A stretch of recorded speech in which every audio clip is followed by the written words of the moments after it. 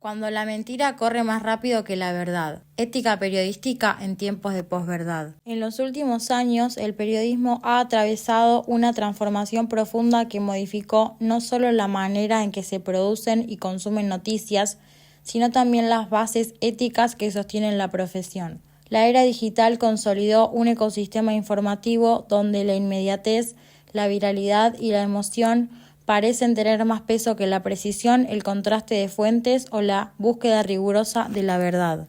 En ese escenario se instala el concepto de posverdad, que comenzó a ganar relevancia académica y mediática desde que el diccionario Oxford lo definió en 2016 como un contexto en el cual los hechos objetivos influyen menos en la opinión pública que los llamados a la emoción o las creencias personales. Esta definición resumió de manera contundente el clima informativo de nuestra época, un tiempo donde la verdad no desapareció, pero dejó de ocupar el centro de la escena. La posverdad se alimenta de múltiples factores, pero uno es especialmente decisivo: la lógica del algoritmo. Las redes sociales determinan la circulación de la información según criterios de impacto, interacción y capacidad de retener la atención. En ese orden de prioridades, las noticias falsas suelen viajar más rápido que las verdaderas. Un estudio del MIT demostró que las fake news se difunden hasta 6 veces más velozmente que las noticias verificadas y alcanzan a más usuarios en menos tiempo. No es casual. Los contenidos falsos suelen ser breves, sensacionalistas, emocionalmente intensos y, sobre todo, diseñados para confirmar creencias preexistentes. La combinación entre la emoción inmediata y la aparente plausibilidad narrativa genera un terreno fértil para la desinformación. En este contexto, la figura del periodista queda tensionada entre dos mandatos aparentemente irreconciliables. Por un lado, la tecnología, los medios y las audiencias demandan rapidez. Publicar antes que la competencia, actualizar en tiempo real, generar tráfico e interacción constante.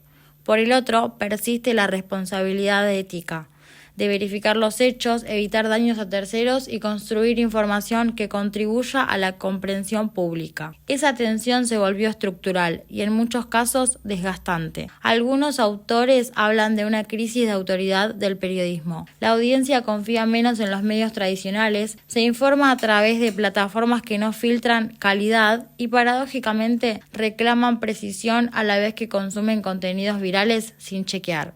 La ética periodística se convierte entonces en un punto de apoyo para repensar el oficio. Lejos de ser un manual rígido o una lista de prohibiciones, la ética opera como una brújula capaz de orientar decisiones en escenarios ambiguos.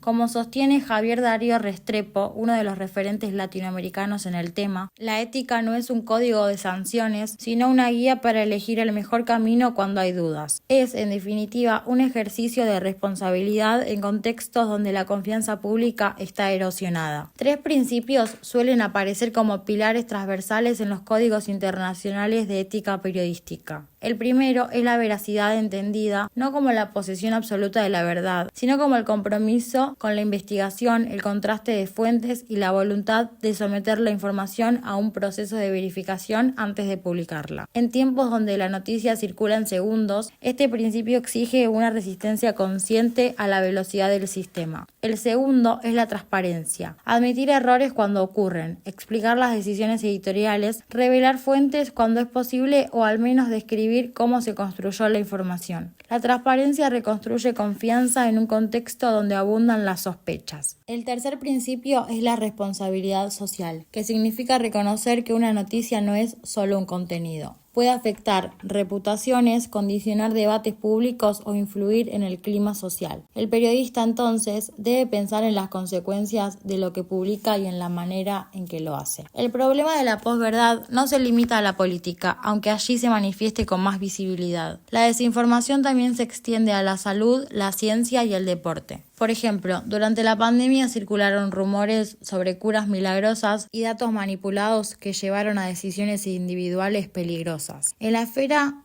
deportiva, prolifera la publicación de rumores de fichajes sin fuente, imágenes fuera de contexto o interpretaciones intencionadas que pueden afectar a jugadores, cuerpos técnicos o instituciones. Las operaciones de prensa, las filtraciones manipuladas y la presión por la primicia generan un ambiente donde la ética debe imponerse incluso cuando eso implique perder velocidad o impactar menos. La posverdad también interpela a la audiencia, que hoy no solo consume información, sino que la produce y la distribuye. La figura del prosumidor, que mezcla productor y consumidor, vuelve más difusa la frontera entre periodismo y opinión.